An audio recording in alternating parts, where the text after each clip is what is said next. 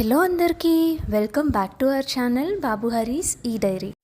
నిన్న cauliflower fry చూపించాను కదా, అదైతే నార్మల్గా ఉట్టిదైనా తినేయచ్చు, లేదంటే మనం రైస్లో అయినా తినొచ్చు.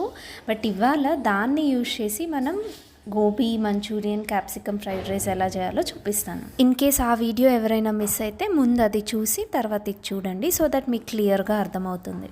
ముందైతే నూనె వేడెక్కిన తర్వాత క్యారెట్ని చిన్న పీసెస్లా కట్ చేసుకొని వేసుకోవాలి.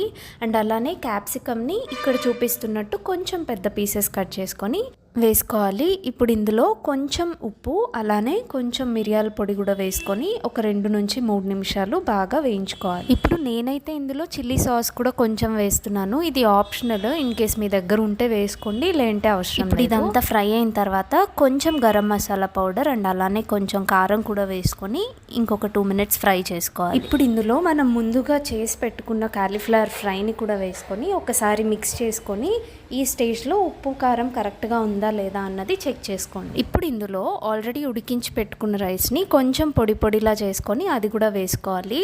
అండ్ అలానే ఇప్పుడు కొంచెం సాయ్ సాస్ కూడా వేసుకుంటున్నాను. ఇదైతే మ్యాండేటరీ అండి, ఇది వేస్తే కొంచెం మీకు ఆ బయట street style or restaurant style ఆ టేస్ట్ వస్తుంది. ఇందులో రైస్కి సరిపడా ఉప్పు కూడా వేసుకొని ఇదంతా బాగా కలుపుకొని ఒకసారి టేస్ట్ చూసుకొని ఇన్ కేస్ ఏమైనా సరిపోకపోతే అడ్జస్ట్ చేసుకోండి. ఇప్పుడు ఇందులో కరివేపాకుని ఇలా తుంచుకొని వేసుకొని ఒక 2 నుంచి 3 నిమిషాలు హై ఫ్లేమ్ మీద బాగా టాస్ చేసుకోవాలి.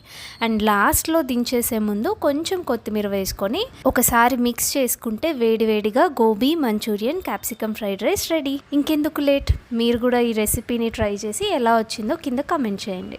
Thanks for watching. ఇలాంటి వీడియోస్ కోసం మా ఛానల్ని సబ్స్క్రైబ్ చేసుకోండి.